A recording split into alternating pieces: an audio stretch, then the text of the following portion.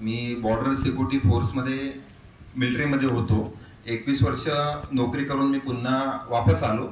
तर सहज मी आज गौरखडे दादांना एक विनंती केली होती की मला त्यांनाच भेटायचं होतं, पण मग मी त्यांना म्हटलं की बा तुमच्या परिचयात जर कोणी 1-2 जण असेल तर मला थोडं बोलायचं आहे, कारण शेवटी हे माझं गाव आहे आणि ह्या गावावर माझं प्रेम पण जे की प्रत्येकाचं असते ते प्रेम माझं पण आहे.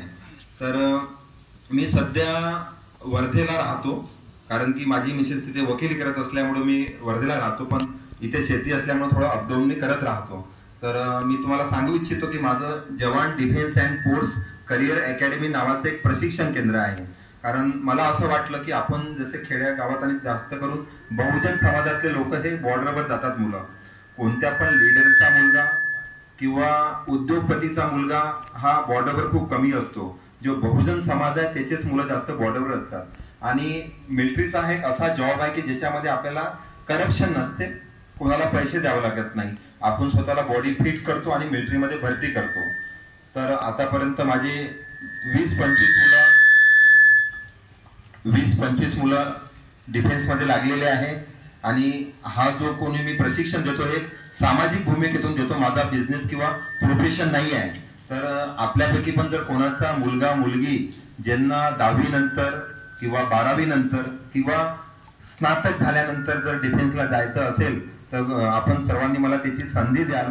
त्याचं जे पण फिजिकल फिटनेस आहे, त्याची लेखी परीक्षा आहे, ती सर्व तयारी मी वर्धेला करून घेतो. इतकंच नाही, जर कोणाच्या मुलाची आर्थिक परिस्थिती जर घरची नसली तर त्याची राहायची आणि जेवण्याची पण व्यवस्था मी माझ्यातर्फे लावतो. माझा उद्देश एकच असतो की पैशामुळे कोणाचं जे स्वप्न आहे वर्दी घालायचं किंवा मिलिटरीमध्ये जाण्याचं ते अपूर्ण नाही राहिलं पाहिजे. तर आपण नक्की मला सांगा, मी 24 घंटे तुमच्या पाल्यांना याविषयी मार्गदर्शन करण्यासाठी तयार राहील. याच्यामध्ये मी एकटाच नाही तर आमची 6 जणांची टीम आहे वर्धेला. आम्ही 3 जण फिजिकल प्रशिक्षण घेतो आणि 3 जण आमचे रिटर्न घेतो. आणि त्याचप्रमाणे ज्यांना कोणाला नेव्हल ब्रांचमध्ये जायचं असेल, कारण माझी ड्युटी ही नेव्हल ब्रांचमध्ये होती. जसं की पाकिस्तान सोबत कराची बॉर्डरला जो अरबी समुद्र लागतो, बांगलादेश सोबत ब्रह्मपुत्र नदी लागते, त्या बॉर्डरवर नदीवर आणि समुद्रावर मी ड्युटी केलेली आहे. तर तुमच्यापैकी कोणत्या मुलाला जर नेव्हल ब्रांचला जायचं असेल, कारण जसं मी BSF ला होतो, BSF मध्ये पण एक नेव्हल ब्रांच असते, पण खूप जणांना माहित नाही आहे. त्याचं नाव असते वॉटर विंग. आणि वॉटर विंग मध्ये जाण्यासाठी फक्त 10वी पास पाहिजे, स्विमिंग आलं पाहिजे आणि कोणत्या पण जहाजावर काम केल्याचा 1 वर्षाचा अनुभव पाहिजे.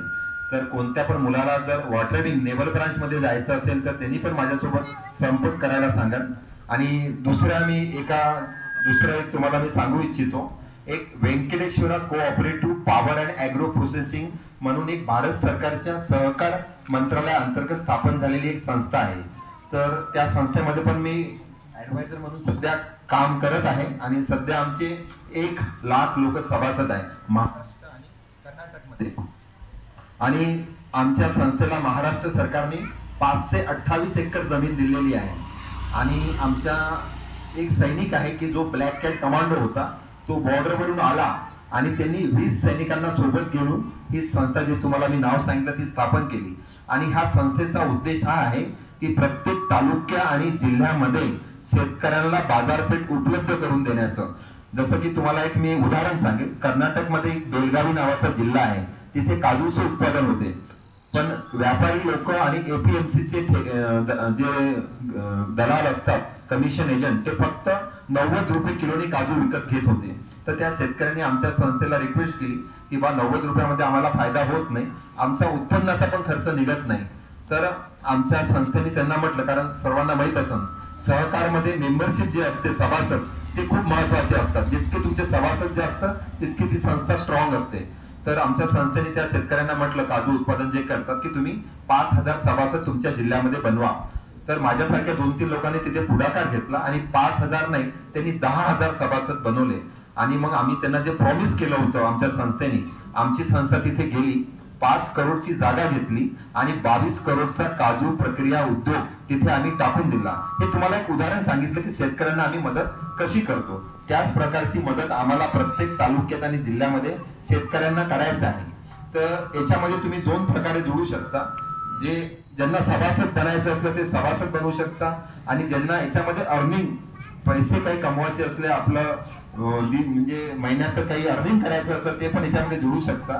तर याचं एक सभासद प्रमाणपत्र असते, 1000 रुपयाचा शेअर असतो आणि 100 रुपयाची मेंबरशिप असते. तर तुम्हाला एक उदाहरण सांगेल मी. तुम्ही सर्वांनी अमूल कंपनीचं नाव ऐकलं असेल. ते दूध बनवते आणि आईस्क्रीम पण बनवते. तर अमूल कंपनी जेव्हा स्थापन झाली होती तेव्हा त्यांचा जो डिव्हिडंड होता, लाभांश जो आपण म्हणतो, तो वार्षिक भेटत होता, तो 4% होता. पण आता त्या अमूल कंपनीचा डिव्हिडंड लाभांश हा 40% आहे. म्हणजे जो व्यक्ती त्यावेळेस सभासद बनला होता त्याला फक्त 4 रुपये भेटायचे त्याच्या जितकं त्यांनी पैसे गुंतवले होते, आणि सध्या त्याला काही न करता घरी बसून 40% पैसे भेटतात. हा कोणत्या पण सहकारी संस्थेमध्ये मेंबर बनण्याचा लाभ असतो. तर आमची जी संस्था आहे व्यंकटेश्वरा, त्याच्यामध्ये सध्या जो डिव्हिडंड आहे तो 13% आहे. हा पहिला फायदा तुमचा सभासद बनण्याचा. आणि हे सभासदाचा फायदा तुमची जितकी पिढी राहील या पृथ्वीवर त्या पिढीमध्ये मुलाचा मुलगा त्याला लाभ भेटत राहील. तसंच आमची शॉपी आहे, ॲग्रो शॉपी आहे, सुपर शॉपी आहे. तर याच्या ॲग्रो शॉपीमध्ये आम्ही नो प्रॉफिट नो लॉसवर शेतकऱ्यांना खते बियाणं उपलब्ध करून देतो. आणि जे आमची शॉपी असते तर सैनिकांनी काजू, बदाम, अंजीर हे जे ड्रायफ्रूट असतात याच्यामध्ये तुम्हाला 10% डिस्काउंट आमच्या शॉपीमध्ये भेटतो. हा दुसरा लाभ. तिसरा लाभ, आपल्यापैकी जर कोणाला, जिथे आमचं हेडक्वार्टर आहे, आम्हाला 528 एकर जमीन महाराष्ट्र सरकारने जी दिलेली आहे, तिथे आमचे वेगवेगळे प्रक्रिया उद्योग चालतात. तर तुमच्यापैकी कोणाला पण तिथे यायचं असलं तर तुमचं इथून नाशिकला तिथे जाणं येणं, राहणं आणि जेवण हे सर्व आम्ही निःशुल्क देतो. म्हणजे तुम्ही सभासद बनण्यासाठी जे 1100 रुपये देतात ते तुमचे वसूल होऊन जातात. म्हणजे तुम्हाला तुमचा घाटा कुठेच राहत नाही. हा तुमचा तिसरा फायदा.